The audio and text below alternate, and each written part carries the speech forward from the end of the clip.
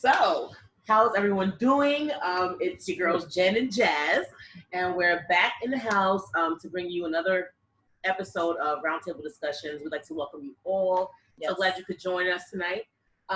Tonight, our topic of discussion is pretty much just getting your reactions and opinions to Tom Thibodeau'S hiring as Knicks head coach. On our first episode with Chris Childs, we got to discuss all the different candidates for head coach. And so if any of you guys out there missed that, make sure you head back and check that out. And also, please make sure you subscribe to our YouTube channel. It gets our content to be seen. And also, you can know when we drop some new content. Back to the matter at hand. So Tom Thibodeau, as some of you guys know, was our top choice for Knicks head coach for multiple reasons. He is one of the most winningest head coaches in NBA history, with a win percentage of 59%. He's also a tri-state area guy, comes from Connecticut, spent 7 years under Jeff Van Gundy as an assistant head coach from 96 to 03. And those were the golden years. Well, some of the golden years as a Knicks fan, right? That I can remember.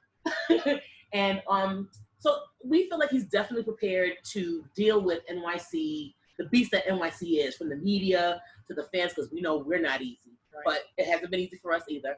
But just overall, NYC, there's a lot of pressure when you head to the New York market. So we feel like he is prepared mentally, specifically, to deal with New York. For sure. And I don't know if anybody else got a chance to watch the press conference that he had last week, but we definitely did. And what was clear from that was that Tibbs is definitely plan-oriented. He's going to take the time to personally assess each player. And then once he does that, then the first order of business will be to establish work ethic amongst the organization, amongst all the players. So that's going to be really key, because without work ethic, you don't really have anything. What the culture has been. I mean, right. I said that they don't have work ethic now, but we need a stronger. It needs to come up several notches. Exactly. We need to elevate that. Now, with that being said, the one major criticism that Tibbs normally gets is that he tends to mismanage player minutes and he has a tendency to overwork players. Now, if you look at D Rose and Jimmy Butler, using them as examples, clearly injuries are a major concern. But that's not to say that those two guys specifically, as well as like Taj Gibson, Joakim Noah, sure. Luol Deng, like they all speak Tibbs' praises. You know what I'm saying? So clearly, obviously there's some cons, but we feel wholeheartedly that he is the person that's going to bring this team to the next level. I mean, he has an old school approach to doing things. However, he's not closed off to evolving, because now we know the NBA is a completely, player centric. It's like all about players, empowering players, and I think he's the guy to draw a great balance between empowering players and also sticking to fundamentals. So without further ado, we want to open up the floor. We want to hear what you have to say. We want to hear your opinions, yay or nay. Did you like the hiring? Did you not? How did you feel when we made the call, when the Knicks made that announcement? Tibbs is the new head coach. If anybody wants to jump in, were you happy, sad, shocked? Yeah. What were some of your initial reactions? Okay, Luke. Go ahead, you can unmute yourself. Hey, Luke Knicks for life here. My thoughts on Tibbs were that he is a great coach. He's great with development, great with the defense, and he's a hard-nosed coach and that knows how to handle New York and stuff like that. So I'm happy with it. Yeah, we agree. All those things are 100%. Yeah, and I feel, one narrative that needs to be stopped in that is the whole Derrick Rose injury thing. It's just bad luck. It's bad luck. We agree. You know what I'm saying? We were saying earlier, I'm sure that Tibbs somewhere along that line, asked D Rose, are you okay to go? Are you okay to play tonight? I mean, when you're looking at your star player, your franchise player, they're expected to play at least 30 minutes a night, at least. You know what I'm saying? So I agree in the sense that Tibbs cannot be blamed for D Rose's injuries. Perhaps he can't be blamed for his injuries, but the constant, over playing him too many minutes. And then you also have to look at how many minutes the players are playing coming off of an injury. And I know that's been said, especially with Jimmy Butler in Minnesota. Oh no, I'm sorry. Was it Jerry? No, I'm not sure if it was Yeah. Derrick Rose. No, it was Jimmy Derrick Butler. Rose in Minnesota. With the coming off of an injury, he's playing 35, 40 minutes a game. I mean, right off of coming off an injury. I can't really make up many excuses for that. However, what I can say is D Rose ultimately makes the call on whether or not he gets on the floor. So I can't give that blame all to Tibbs personally.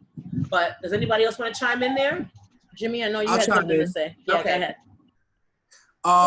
Hey, Ev. Oh. Go ahead. Sorry. Who's going? Go ahead, You Jimmy. are. You're going, Jimmy. Oh, okay. I'm excited about it. I really am. I think that Thibodeau and Mark Jackson was the top two candidates for me. Mm-hmm. And Thibodeau, I think out of all the product that's going to be on the court, we know that they're going to give maximum effort. And if it turns out that the Knicks keep getting blown out by 25, 30 points each game, it's not because of effort. It's going to be just because maybe they're not as good as their opposition. And first of all, I think Thibodeau is, like you said, he's going to probably evaluate each player before, even the season starts, seeing who's has to have more development in their game. I'm just hoping that, that this is not it. Like he's just going to stick with what he has, because I feel that the Knicks do need some changes. There's players that deserve to stay. I'm also looking at how his staff is going to round up. With Woodson being back, I was happy about that. Well, I don't think they've officially announced that, right? It seems official, but I don't think it. Yeah, it seems like it's about to be announced, but they haven't actually pulled that. Put out the official press release on that. Right. I hope so. I think it's likely that he'll be joining him. Woodson doesn't care. I think Woodson he'll be willing to be the assistant of the assistant to the assistant. So dang. I think he just wants to come back to New York.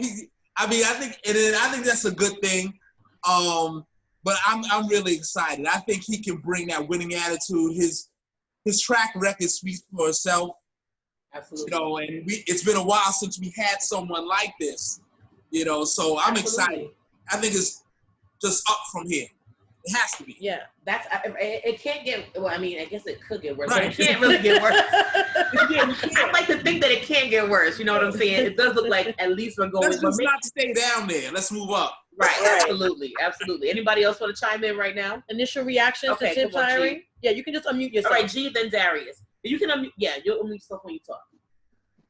Okay, so initially, I wasn't happy, but we know that. But I think I've kind of warmed up to the idea of it because we have younger players. They need discipline. True that.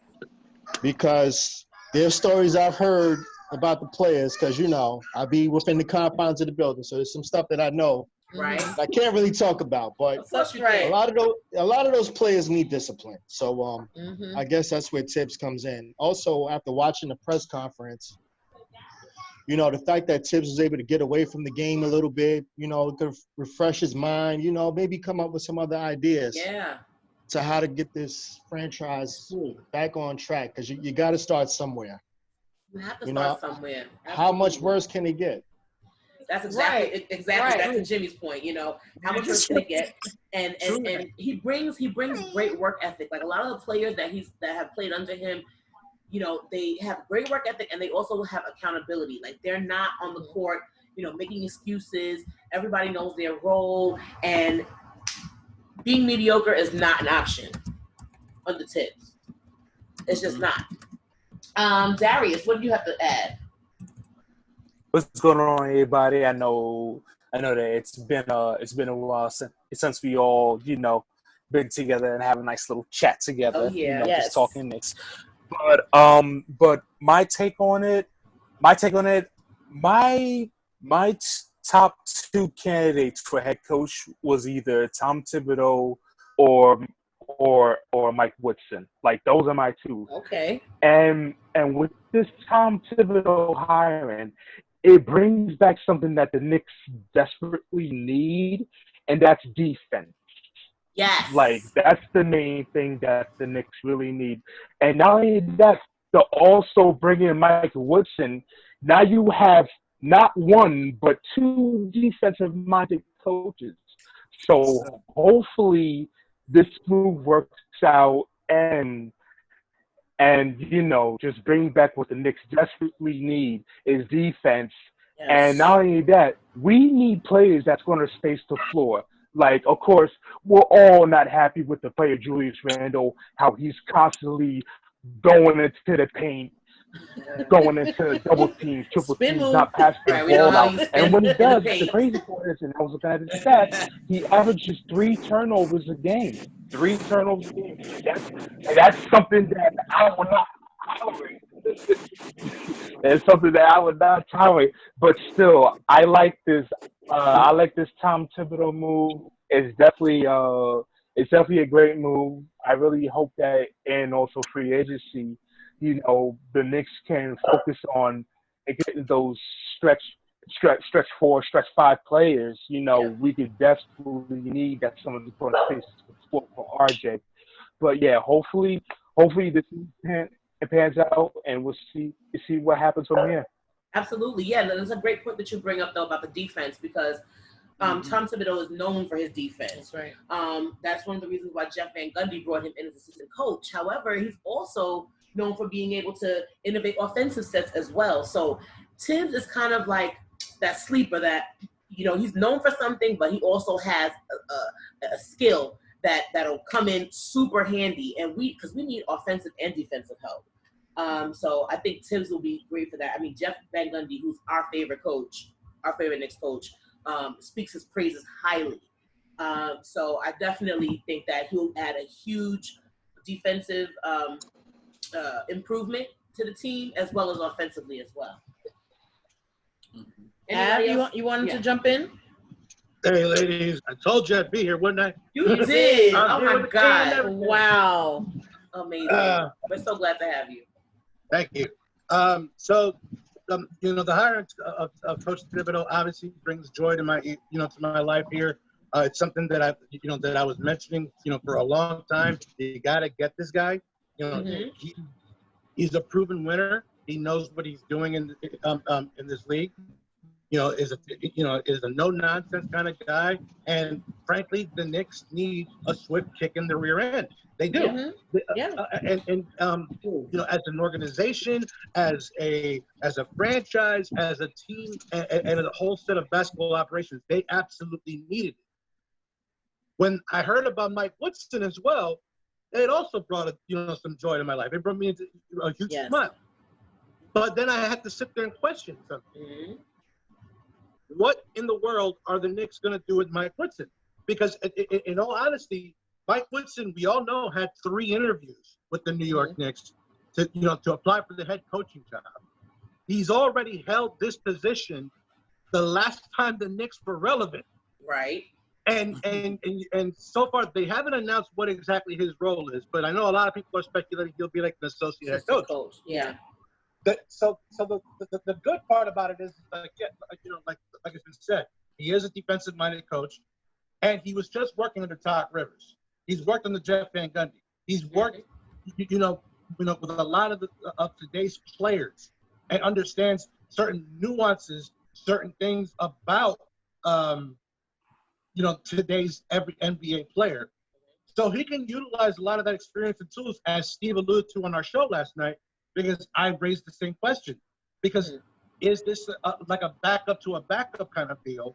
And won't this kind of cause a little bit of dissension, knowing that I'm not saying Mike Woodson won't handle his job and won't be professional about it, but this isn't the job that he wanted. This is the job that he interviewed for. It is the job that he held.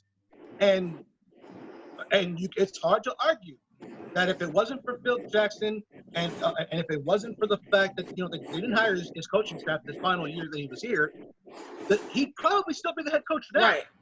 Right. And so it is kind of odd to me that the Knicks went this route, but I'm happy. I'm optimistic. Yeah. No, I it's just want to actually know how this all works.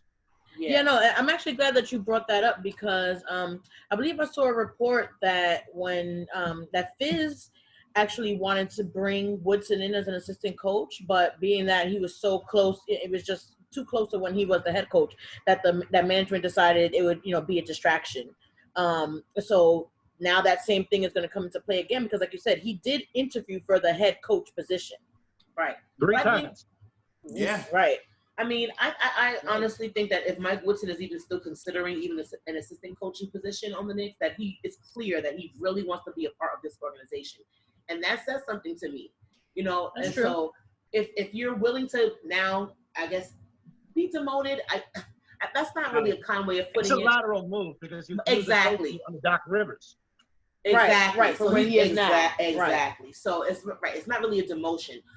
So I think that he could be, super helpful defensively, and he's been in New York again. Another guy who knows how to deal with the pressures of what comes along with being a New York coach. So I welcome it, and I don't think that it would compromise his work ethic, being that that he applied for or interviewed for the head coaching position, as you say, 3 times. But this move had to be made, exactly. This move had to be made anyway. The Knicks needed to make this statement that this is the direction we're going with. They made they put the first chess piece on the board. The next one, of course, is incumbent upon the lottery, our draft pick, and then how we attack free agency. Absolutely. Because that's gonna, like as you ladies just said, mediocrity is not acceptable anymore. There are no more excuses. That's right. There's no reason for tanking. Tanking doesn't work. No. Right. And especially with the new system. And the new system. Oh, and the new lottery system. Yeah, the new lottery system. It's all screwed. Right. Yeah, I was never a fan of tanking. Never a fan of tanking, even when in the old system. No, you play to win. We don't. But now it's even more impossible to get. It's impossible to guarantee anything, even now. So yeah, we're not. Tanking is not an option. But so along that thread of what you were saying, there's free agency, draft picks. Imagine each one of you are Tibbs. What's the first move that you guys are gonna make? What's gonna be the first step of your plan? Get a point guard, a veteran point guard. Okay, point guard from Knickerbocker Ave. Keith. Well, first of all, I know Tibbs is ready for the job. Because you read reports that he was already studying tape. He's studying each player. So he's ready. And I think he already has in mind what he wants to do, what players he wants to keep, who he wants to cut. And I even think I know he knows what players that he wants to go after. Well, he says that he's going to, and this could be just the the PC answer for the public, but that he's going to really take the time to personally assess and get to know each player's weaknesses and strengths, and then determine where they fall on the team. But he did single out Mitchell Robinson and RJ Barrett as absolutely, he sure did. Yeah, they're the untouchables. They're not going to be traded. They're going to be here. We're going to be putting a lot of resources into developing their skill set. There was also reports that he wasn't happy with Knox. So I don't expect him to be around either. So that's interesting that you brought Kevin Knox. Who's happy with Knox? Nobody. Nobody. So but Kevin Knox. But do you think Kevin Knox has the potential under the right coaching? I do. Does he have the potential? Yes, he does. I honestly don't, because in college he was under a very strict system and his motor never turned on. Now he's 2 years into the NBA, his motor has still yet to turn on. I don't think he had the right leadership. Given circumstances, that we're in a losing environment, we're in a team that's going nowhere, the direction is tanking, blah, blah, blah. However, you have to still bring up your own stock because you're only hurting your own contract when time comes for you to re-up. And absolutely. if your engine, if your drive, if your heart is not in it, your price is a dime a dozen, and you're just another one of those big, high lottery picks that just don't pan out amidst Jahlil Okafor, Greg Oden, and some other guys. Right. Knox reminds me of one of those players that they get to a certain point and that's as good as they're going to get. I don't think And I think that may that's be it true, with but him. he I has think not the reached his ability he's gonna potential. get, I don't see him getting better. Yeah, You don't I don't see see him getting better. But I do see him getting better. I feel like under the right leadership, because he and Frank Ntilikina have kind of been waning along the same ways, you know, kind of almost peaking but not breaking out. I feel like under the right system, with the right leadership, with the right push, they can actualize their full potential. But they obviously have not. I've seen more improvement recently in Frank than even Kev, but I still believe though that they have a lot of gas in their tank. It just needs to be ignited. We have not seen the full potential of either one of those two players, and I think that we'd be so lucky to see it happen on the Knicks, because we already know the damn moral of the story is once players get traded from the Knicks, they go out and they ball out. Right. They go and they ball out on us, and we need to stop that cycle.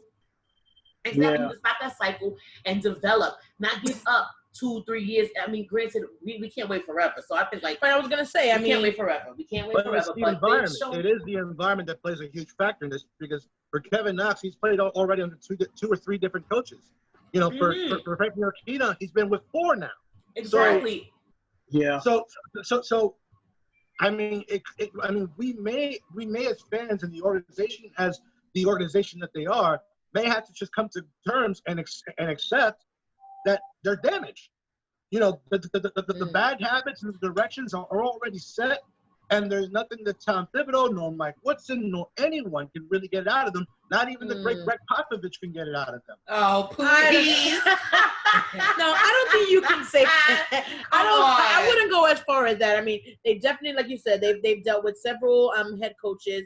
And so they've never really been able to get into their own system, even within themselves. You know what I'm saying? So it's hard as a rookie or a second or even a third-year player to, you know, really even to be able to grow. Right. It's like they have stunted growth because they have been under an unsure regime for like the past few years. So I can't fully blame them. Yeah, you know, I want to see. Of course, we want to see more. Of course, we feel like they should be, you know, doing way more than what they've been doing. You know, performing to a much higher level. But at the same time, there have been lots of factors that have held them down. And it's not all their fault. But they have it in them, I feel like, to really rise to the occasion under the right system with the right guidance. And it has to be consistent. See, that's the key word. Right, there's been inconsistency throughout their entire career so far. And that's not their fault. Right. Yeah, just to bounce off, you know, what you was just saying, bringing in Thibodeau, it seems like there's a good possibility that the Knicks have some stability.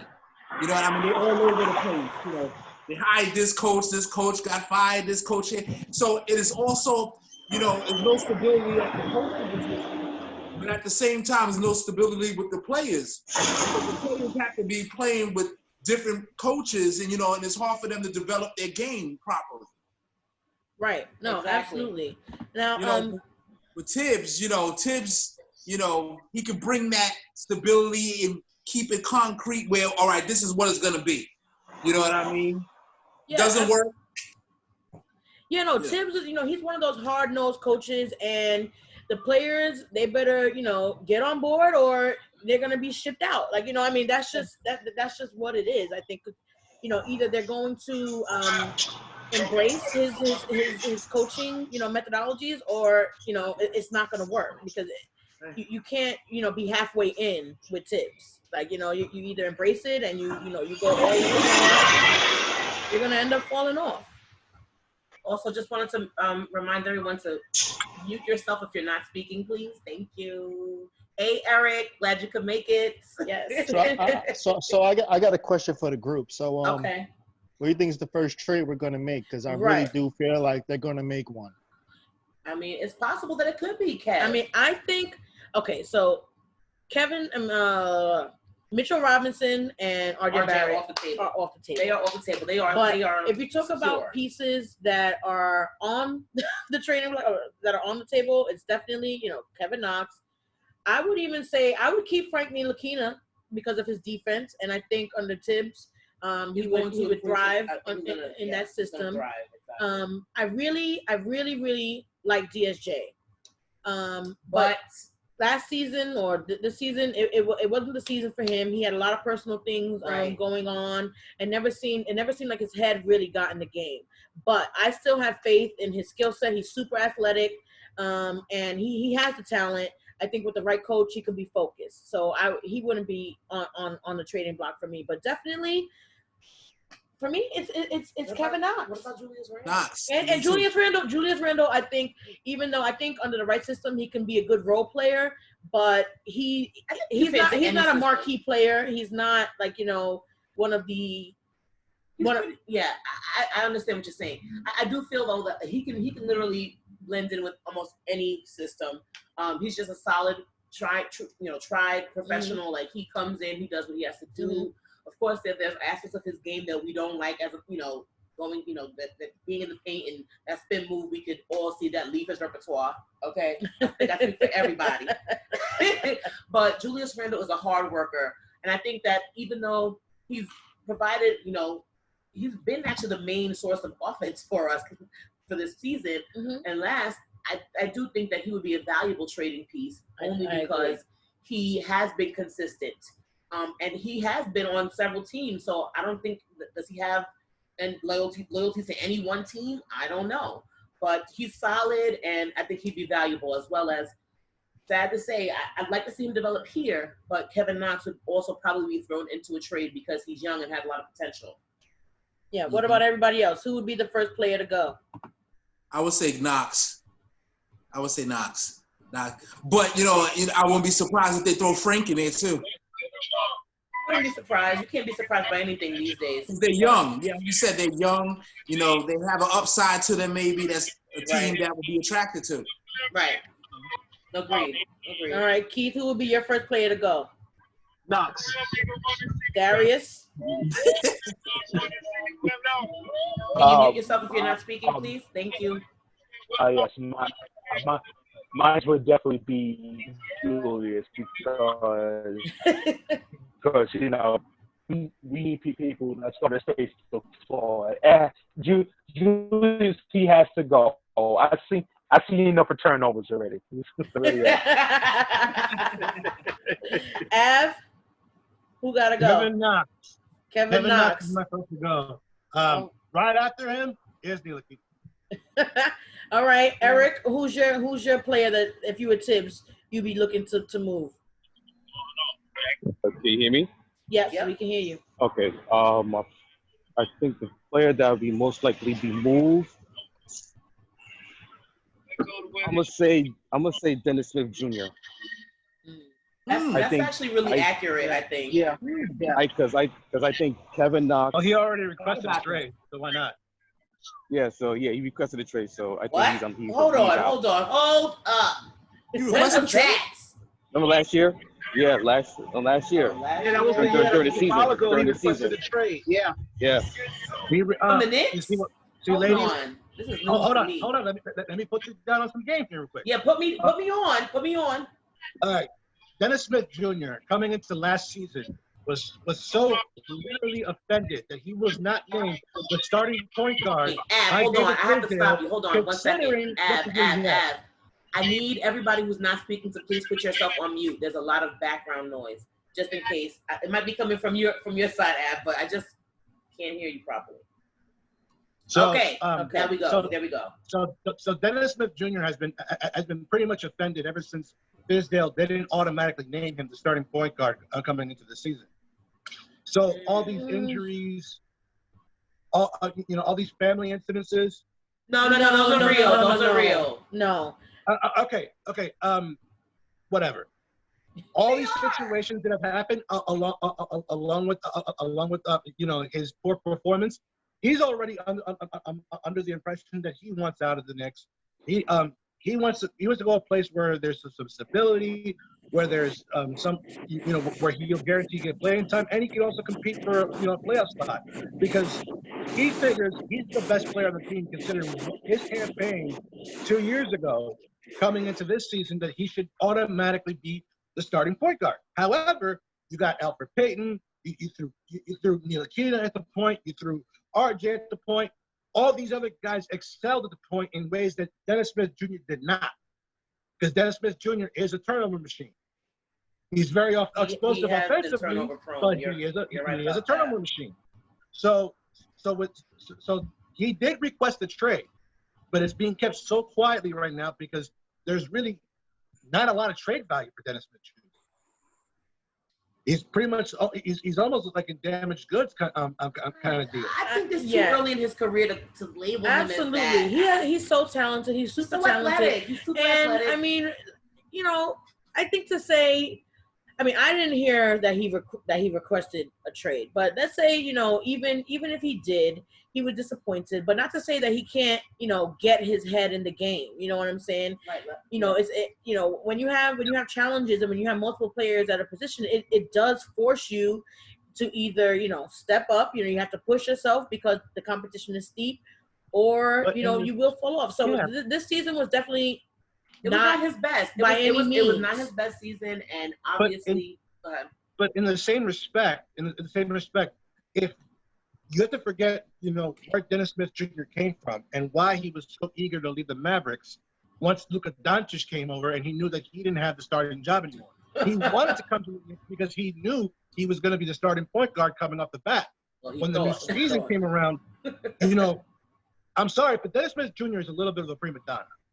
And if anybody knows that about him, and I'm sure a lot of Knicks fans have seen, the way he conducts himself, the way he carries himself, the way he answers questions, and just like his body language on the court, there is. I disagree. I gotta disagree with you there. He's Well, I'm looking at it from this angle where I'm like, dude, so you didn't get the starting job, okay? Let's then go get it. Mm-hmm. He's not that kind of player to go get it. He let Alfred Payton walk away with it. He let Frankie Ntilikina run with it. He let R.J. Barrett do what he did, knowing full well that none of those guys are actual point guards, for the exception of So what I'll say is this: I'm not going to deny the fact that he let other guys outshine him. That's a fact. Right, that's a fact. But I do want to also point out, and I know that it's basketball, it's a business. A lot of we don't have time for the sentimental stuff. But he dealt with a lot of personal tragedy last season, and I do believe that along with just the transition of being in New York, it was a lot for him. But I do feel that under Tibbs, that Dennis Smith Jr. can be that star point guard that we expected him and needed him to be. I really do feel that. I do feel that way. Yeah, I hope that he gets the chance to prove himself under Tibbs. So I got a question. A question. Who am I buying in free agency? Let me tell you something. Free agency that's a discussion for another roundtable because we can go talking about free agency. I'm not looking in depth. I'm just asking. Who am I buying in free agency? All right. Anybody want to take that? So who would you? Who are you getting in free agency? Since you posed the question. Gallinari. He's Gallinari. Oh. He's a stretch forward that can work well with RJ and Mitch and that. And he's a free and D type player, which is what we need so badly. Okay. We haven't had that since Porzingis. Okay, like that point. Or Lowry Markkinen in a trade. What'd you say, Luke? Say that one more time. Or Lowry Markkinen in a trade. Okay. All right. Well, anybody else? The Bulls are trying to offer Zach LaVine, so I don't see that. I don't see that to be, that out there. Okay. Zach LaVine. He's definitely a great addition. Yeah, to any squad. LaVine's good. Yeah, he's a great addition to any squad. I'd be happy to have him. Anybody else? Honestly, this free agent class is kind of weak, so I'm not even really sure what's out there to get. Yeah, I definitely need to read up on who's available because I think 2021 is the real boom of free agents. Like after everybody, in 2019, 2018, there was huge free agency market, and a lot of people were signed to like 3 and 4 year contracts. So 2021 is going to be a more bountiful free agency pool. But definitely that's going to be one of our next discussions. Who will be taking free agency and also from the draft as well. But again, we'll save that for another time. Right. So we've discussed who we think would be on the trading block first. But which player do you think would thrive the most under Tibbs? Who's going to currently have? Yeah, on the current roster. Who's going to gain the most? Who's going to benefit the most from Tibbs being head coach? I'm going to go with R.J. Barrett and Mitchell Robinson. Yep. Yeah. I think they both young enough. They're very coachable. I could see them both having pretty good seasons in the near future. That's right. Absolutely. Everybody else is a major question mark. And it's true, and that's actually, I mean, that's a fact, G, because you know when the head coach and when all the front office is just naming two players, you know, those are your people who are not expendable. But everybody else is ultimately. If they're not bringing up your name, then you're expendable ultimately. So it'll be interesting to see. Obviously, those two players will thrive. I also think, again, like Frank Ntilikina, if he's not traded, will thrive under Fizz. Right. I mean, under Fizz. Yeah, right. Freudian slip. Whoa there. Sorry, didn't mean that. Anybody else does anybody else think anybody besides Mitch and RJ has a chance of really thriving under Tibbs? I honestly think that Julius Randle will definitely evolve into more of a two-way player. He can start utilizing his big body and big frame down in the post without turning over the ball. Tibbs is going to use that. They're going to use. I mean, you're going to see since right now, as it looks like, he's the scoring threat. So if he utilizes him, a la, you know, I'm not going to draw the comparison, but if he runs them similar to what they did with Ewing back in the '90s, you can open up those passing lanes, and you can open up free shooters, and then you would hope that R.J. Barrett will work on the shot throughout this pandemic. You would hope that Ntilikina also worked on his shot, considering that he's playing in France.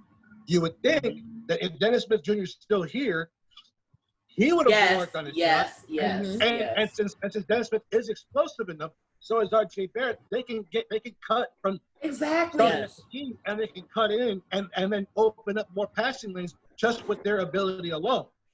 Exactly. That's a big if, considering who is actually going to be on this team. Yes. Because, you know, if you listen to the rumor mill, if you listen to everybody else, a lot of guys are going to be on the trading block, for the exception of the two main ones. Yeah, but I wouldn't even hold. I honestly wouldn't even, you know, hold a candle to it, because to be honest, that could also very change considering what player becomes available. Absolutely. Darius, did you have something to add? Yes. Tell us. I think that the player that I think will develop very good under Tibbs would probably be Mitchell Robinson, because we all know Mitchell Robinson as being that shot blocker, like he's the main defensive guy that we need on our team, especially playing at center. And he's he's almost averaging three blocks a game in games, I believe. But yeah, because if you think about it, Tibbs turned Joakim Noah into a defensive player of the year. And don't forget Lou Albert. So I want to see if Tibbs will bring that same system that he had in place and actually influence Mitchell Robinson to actually possibly becoming that defensive player of the year, because Mitchell Robinson's ceiling is very high.